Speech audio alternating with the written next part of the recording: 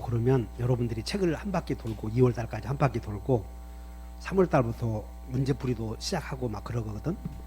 그러면 계산 문제나 이런 것들이 잘 안 되면 우리 이세미 교육팀장님이 잘 가르쳐줘요.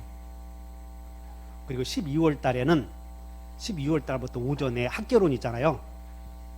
민법은 내가 지금까지 있으면서 너무 잘 가르쳐줘서 12월 달, 1, 2월 달은 좀 안 웃고 학교론 선생님 다른 송우석 선생님이라고 계셔요. 종로학원에서 계시는 오전에 그분을 오시라고 그래서 3개월 동안 또 기초를 철저하게 다져줄 테니까 그냥 12월 1, 2월 달 꾹 참고 다니셔. 그럼 합격하니까. 이게 우리 공인중개사 학원의 검단의 장점이 교수님들 마음이 성실하게 물론 하시지만 토요일날 이렇게 특강을 많이 해서 그냥 무료로 해주잖아요. 이런 거. 그 12월 1일, 2월까지만 여러분들 활용을 해줘봐. 그러면 내공이 튼튼하게 쌓이거든. 우리 정규 과정의 송우석 선생님은 정통파야. 정통으로 이렇게 해줘. 근데 그렇게 해도 안 되는 분들은 야매파 있지? 야매. 이렇게 하면 이렇게 찍으시오. 이런 것들, 그런 것들도 필요하거든. 그래서 그런 교수님도 모시고 하니까 여러분들이 1차 정보 보는 데는 문제가 없을 것이고, 또 오후에는 그 우리 이세미 팀장이 저 고려대학 그 의학전문대학 출신이요. 집안이 아주 수재라고. 다 오빠도 서울대, 아버지도 할아버지 때부터 의사. 근데 여기 와서 여기 하는 이유를 묻지 말어. 그냥 이유야 다양하겠지. 이렇게 이유야 다양하겠지. 그래서 여기 와서 그 3년 전에 전국 수석 합격을 했었다고요. 그래서 학개론이나 이런 것들 다 물어보면 다 가르쳐주고. 그러니까 여러분 의지만 있으면 그냥 학원 미워오지 말고 꼭 다니셔봐. 그리고 그 조그마한 감정에 여러분들 공부를 좌우하고 그러지 마시고 기분 나빠도 꼭 참어. 이렇게. 그리고 웬만하면 요 카운터에 와서 아프다 소리 하지 마시고. 아프다 하니까 죽겠어 우리다. 그러면 소리 들으니까 또 아프다 하면 어떻게 처리해. 의사한테 가야지. 여기는 공부가 안 되는 것을 어떻게 공부하는 방법을 가르쳐주죠 하는 곳이라고. 여기가 물어보는 곳에는 아무 꺼리낌 없이 맨날 물어봐. 그리고 민법 같은 경우도 여러분들 모르면 언제든지 오시면 돼. 이걸 모른다고 해서 뭐 화내시오 화내지 마시오 그런 거 없어. 그냥 자세히 가르쳐 준다고. 그래서 12월 1, 2월만 버티시면 그때 기초가 잡힐 것이다. 그 얘기야. 그래서 거기서부터 뭐 조금 한다든가 그런 거 없어. 처음부터 12월, 2월까지 기초에서 최고까지 있죠. 시험 보러 갈 수 있는 실력까지 다 완성시켜 줄 거예요. 그리고 반복할 것이고. 그냥 그때 참고 계시고, 다음 주 2주 12월 초부터는 요약지표 나올 거고, 그리고 암기표 있죠. 다 그때 제시해 주고 한 장을 3장짜리 줄 거예요. 선생님이. 그럼 그거 갖고 다니면서 계속 보시면 아마 미안해서 합격할 거라고. 미안해서. 그래서 11월 달부터 오셔서 8월 달까지 원서 접수할 때까지는 100% 합격을 해야 돼. 이렇게. 자, 그러면 이제 아까 재산권의 종류를 살펴봤는데, 재산권의 종류에는 우리 민법에서 배우는 재산권에는 채권 그리고 또 물권. 그러면 채권은 아까 사람에 대한 권리라고 하지 않았어요? 근데 우리가 재산권 중에서 사람에 대한 권리를 채권이라 이렇게 정의해도 틀린 바는 아니야. 근데 우리가 사람에 대한 권리는 민법 이외에서 인정하는 사람에 대한 권리, 재산권 이외의 권리가 엄청 많아. 예를 들어서 부양청구권. 아버지가 자식들을 내 키워놨잖아. 그럼 나이가 드시고 80이 되어서 어르신이 되면 자식들이 아버지 혼자 사시오 하고 놔두면 자식에게 부양해 주시오라고 하는 청구권이 생기겠어 안 생기겠어? 그걸 부양청구권인데 그것도 사람에 대한 권리야. 그것도. 근데 그것은 가족권이지 재산권이 아니야. 그런 것들은. 그래서 우리가 말하는 재산권 중에서는 채권은 다 같이 이제 사람에 대한 권리인데 이렇게 정의를 해. 한번 읽어본다. 특정인에게 특정의 행위를 청구할 수 있는 권리. 이것을 흔히 그렇게 정의를 내린다는 거예요. 채권을. 그러니까 여러분들은 채권은 그냥 사람에 대한 재산권에 이렇게 기억하면 돼. 사람에게 특정의 책임을 물을 수 있는 권리가 채권이다. 이렇게 하시고, 거기에는 크게 돈 꾸어준 사람이 돈 내놓으셔는 권리가 대표적이지. 그래서 돈 내놓으시는 권리를 금전 채권이라고 하고 그 이외에 여러 가지 채권이 있어. 15개의 채권이. 그런 걸 비금전 채권이라고 통칭하면 돼요. 한번 읽어본다. 금전 채권, 비금전 채권. 그 다음에 물권은 특정물을 직접 자 읽어본다. 지배할 수 있는 권리. 이걸 물권이라고 그래. 그래서 지금부터 이제 물권의 종류를 한번 살펴봅시다. 자 그러면 여러분들 교재는 어디로 가냐면 저 뒤에 물권법으로 한번 가보시죠. 페이지 여기에 파트 174페이지 보시면 여기 물권법 이렇게 나와요. 물권법 여기다 펴시면 물권법 보이나요? 그럼 여기 딱 보시면서 요 뒤에는 무슨 내용이 나오냐면 이미 내가 논리성이 있어야 돼. 총칙에서 아까 배웠듯이 물권법에서도 출제 내용이 세 가지요. 세 가지. 한번 읽어본다. 물권의 변동 원인과 시기. 두 번째는 다 같이 물권의 효력. 세 번째는 물권 침해 시 구제 수단. 세 가지 묻는 거예요. 여기서도. 그러면 앞에서 배웠던 내용이 뒤에서도 그대로 적용돼야지. 그런 걸 자 따라서 나 참 논리적이다. 이렇게 얘기하는 거야. 참 논리적이다. 그러면 거기다가 쓰고 가자고. 여기다가 물권법 왼쪽에다가 거기다가 뭐라고 쓰냐면 물권법 왼쪽에다가 출제 내용 이렇게 써. 출제 내용. 물권법에서도 나오는 출제 내용이 첫째는 뭘 물어본다고요? 재산권의 변동 원인과 시기 중에서 재산권을 빼고 물권만으로 바꾸면 돼. 그래서 여기다가 물권의 변동 원인.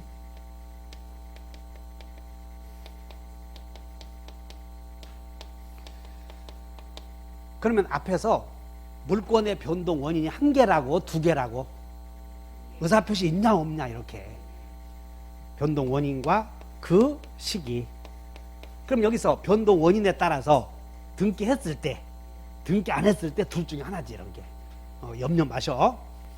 두 번째는 물권의 효력. 그럼 여기서 조금 전에 채권과 물권의 공통된 효력이 양상대포, 상처대포였어. 생각나나? 다시 한번 상속, 처분, 대위, 포기. 그러니까 물권의 효력이 공통점이 물권과 채권의 공통된 효력이 상처대포라고. 다시 한번 상처대포. 상이 뭐요?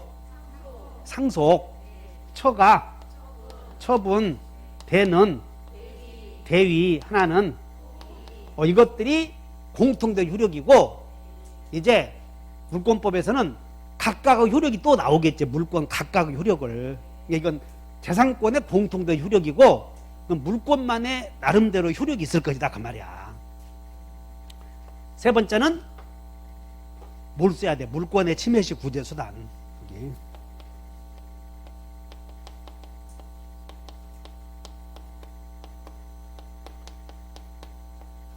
그래서 물권 침해 시 구제 수단이 아까 그냥 물부손 요거 가지고 계속 공부하다 보면 물청, 무청, 손청이 있구나. 이런 것들의 유무를 공부하는 거예요.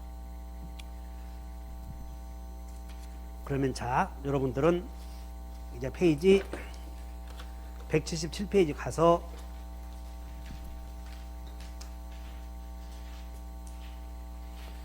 물권은 그 특질이 하나만 밑줄 끄고 가는 거예요. 물권은 거기다가 2번에 지배권이라 여기에만 형광펜 놓고 가셔. 자, 페이지 몇 페이지냐면 176페이지에 물권은 무슨 권이라고요? 그러니까 1번 봤더니 재산권이다 쓰여 있잖아요. 그리고 2번은 무슨 권? 거기다만 형광펜 하면 돼. 물권은 아까 설명했지. 여기 물권은 여기 지배할 수 있는 권리야. 자, 한번 읽어본다. 특정물을 직접 지배할 수 있는 권리. 이렇게 돼 있어. 그리고 물권의 종류는 이제 쭉 넘겨서 한 장 넘겨보셔. 한 장 넘겨봤더니 물권의 종류가 등장을 하는데 182쪽을 보셔. 자, 물권의 종류는 크게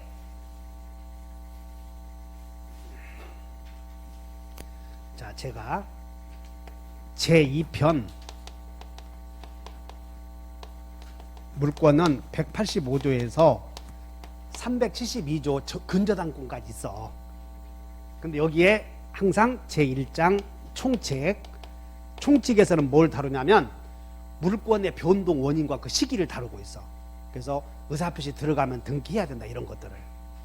두 번째는 물권의 종류가 등장하는데, 이제 물권의 종류가 점유권이 나오고 3장이 소유권, 4장이 지상권,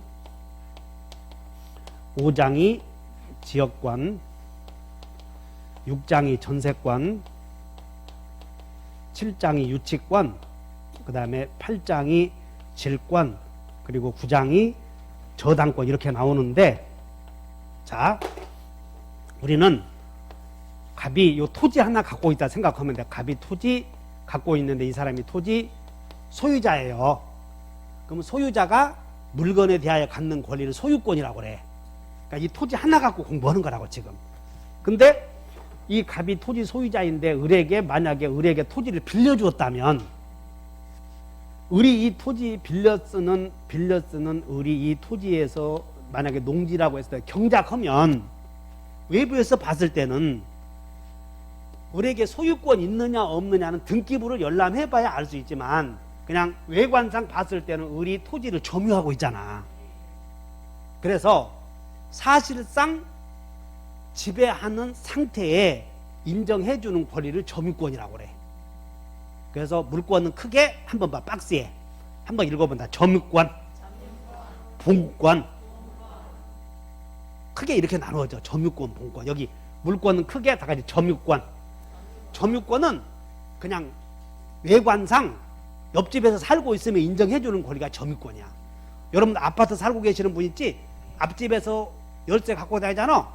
그 사람에게 소유권 있느냐 물어보지 않고, 그냥 권리 있느냐 없느냐 묻지 않고, 아, 저 사람이 지배하고 있구나 하면 인정해주는 권리가 점유권이라고. 여러분들 앞에 놓인 모자, 그 책 빌려왔는지 구입했는지 묻지 않고, 아, 사실상 지배하고 있구나. 사실상 지배. 그러니까 우리는 앞으로 사실상이라고 하는 말들이 사실상과 대비되는 개념이 법률상 이거 구별해 줘야 돼. 그래서 사실상 지배하면 점유권, 법률상 지배하면 분권, 이렇게 얘기하는 거예요. 다시 한번, 사실상 지배, 법률상 지배. 이해하셨어? 그냥 사실상 지배하고 있으면 점유권. 동의해? 그 다음에 법률상 지배할 수 있는 권리는 본권. 법률상 지배할 수 있는 권리, 본권. 그러면 여기서, 자, 소유자는, 잘 들어봐. 소유자는 법률의 범위 내에서 소유자는 사용, 수익, 처분할 수 있는 기능을 갖고 있어. 소유자는 사용, 수익, 처분할 수 있는 기능을 갖고 있다. 그러면 소유자는 따라서 사용, 수익할 수 있어. 그러면 소유자는 꼭 자기가 꼭 사용해야 돼. 남에게 빌려줘도 돼. 빌려줘도 되지. 그래서 소유자로부터 사용, 수익할 수 있는 이 기능만 빌려 쓴 물권을 용익물권이라고 그래. 소유자의 사용, 수익하는 기능만 소유자로부터 빌려 쓴 물권을 무슨 물권? 그러니까 민법은 그냥 이름 붙이면 돼. 다 같이 사용, 수익. 그러니까 이게 기본적으로 알고 해야 돼. 소유자는 법률의 범위 내에서 사용, 수익 처분할 수 있다. 그런데 사용, 수익하는 기능만 소유자로부터 빌려 쓴 물권을 무슨 물권? 용익물권. 밑에 봐. 본권에는 다 같이 소유권. 그 박스 봐. 소유권과 또 무슨 물권으로? 제한물권 나오지? 이 제한물권이 뭐냐면 이거요. 소유자가 사용하는 기능을 을에게 빌려주면 사용하는 기능만 소유자로부터 빌려 쓴 물권을 용익물권이라고 하지 않았어? 그러면 사용, 수익하는 기능을 을에게 넘겨주면 이 을은 소유자가 사용, 수익하는 걸 제한하잖아 지금. 그래서 이거 제한물권이라고 그래. 소유권의 기능을 제한하고 있는 물권. 이거 그냥 외울 거 없어. 다시 한번, 소유권의 기능. 그러니까 소유권의 기능 세 가지 알고 있어야지. 자, 그러면 소유권부터 한번 가보자. 저 뒤에. 자,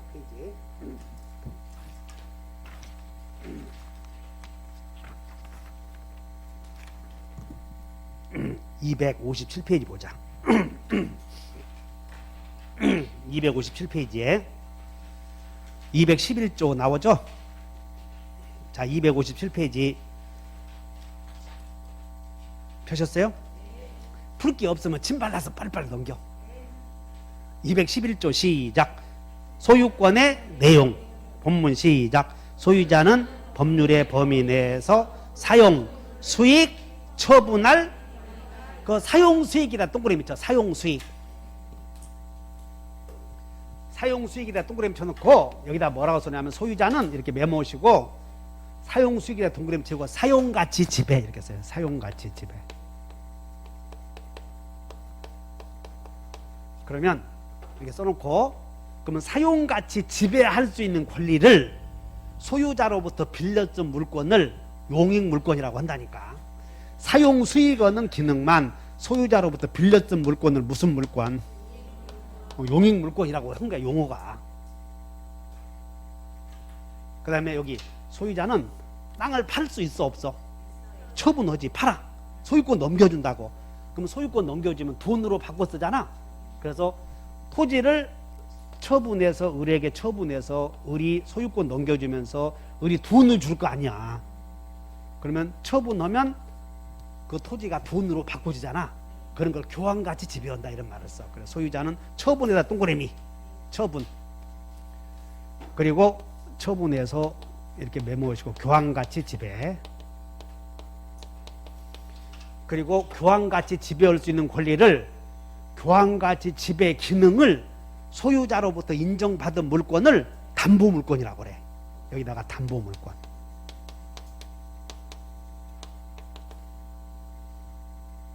그러면 여기서 소유권의 기능을 제한하는 제한물건에는 다 같이 용익물건, 담보물건 이렇게 나누어진다는 거예요.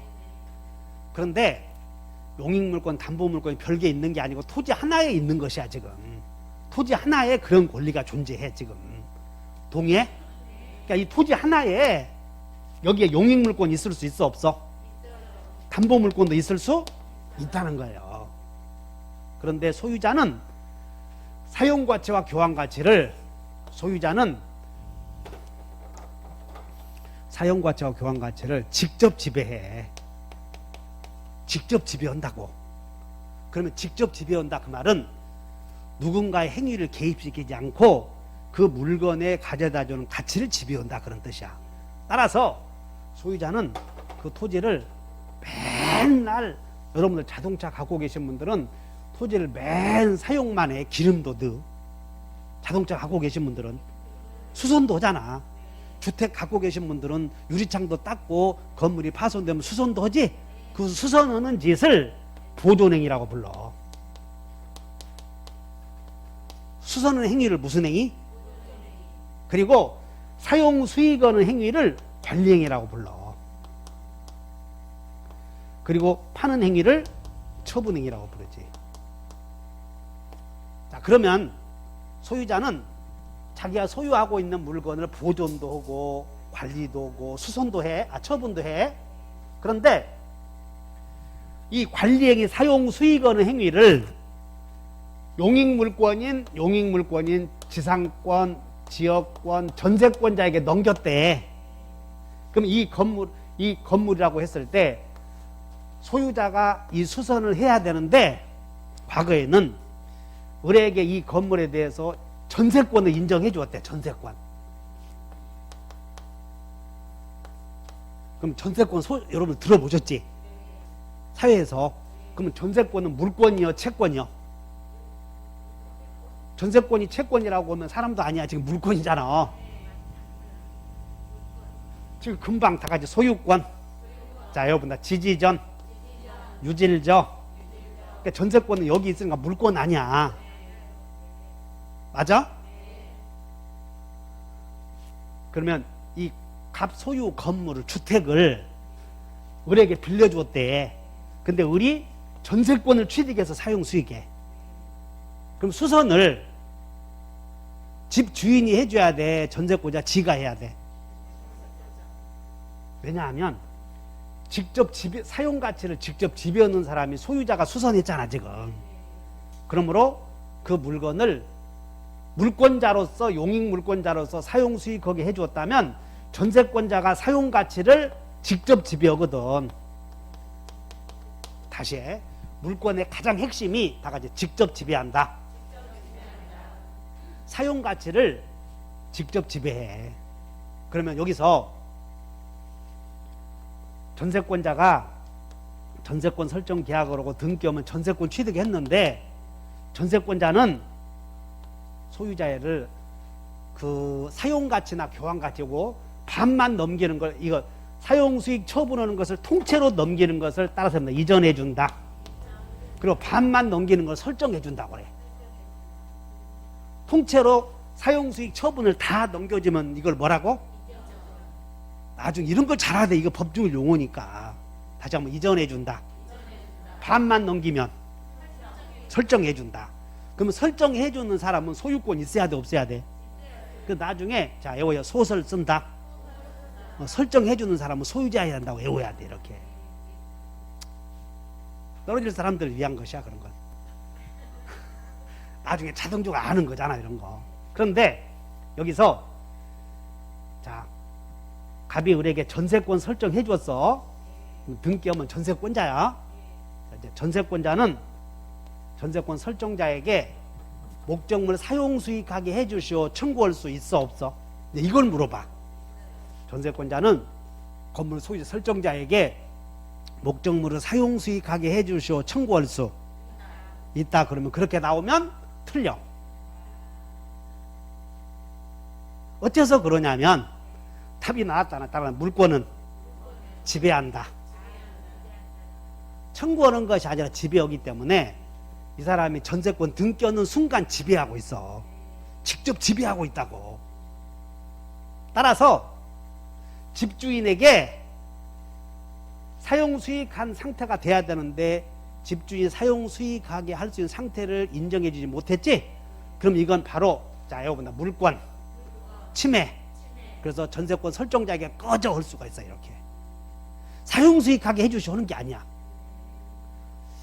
야, 이상하다 하지 말고 이게 법의 구조라니까. 물권은 청구해서 행사해, 지배해서 행사해. 지금 전세권 설정 등기를 하는 순간 직접 따른다. 직접 지배할 수 있다. 자, 다시 한다. 물권은 지배한다고, 지배할 수 있다고. 지배할 수 있는 상태가 되었어 지금. 근데 지배를 직접 못한다면 그때부터는 물권의 침해가 이루어져. 그러므로 전세권자는 집주인에게 사용수익하게 해주시오 청구하는 거요, 나가시오 하는 거요. 그래서 그때부터 방해 제거를 청구할 수 있다. 이렇게 해결한다고. 지금 이해하셨나? 이게 법의 본질이니까 이런 것들을, 이런 거 이게 기초이고, 이 기초가 시험 보러 갈 때까지 정해지더라고. 올해 내가 깜짝 놀랐어. 올해 시험 보고 과거에 기출문제 답습했다는 80% 맞았거든. 80점. 근데 올해는 기초를 너무 많이 내버렸더라고요. 기초를. 기초와 관련되어 있는 지식을 물어보는 이런 함정을 출제위원들이 다 봤던 거예요. 다 기초를 안 내고 막 기출문제 중심으로 해서 외우고 유튜브 보니까 문제풀이 연습했잖아. 다 우수수 떨어져 버린 거예요.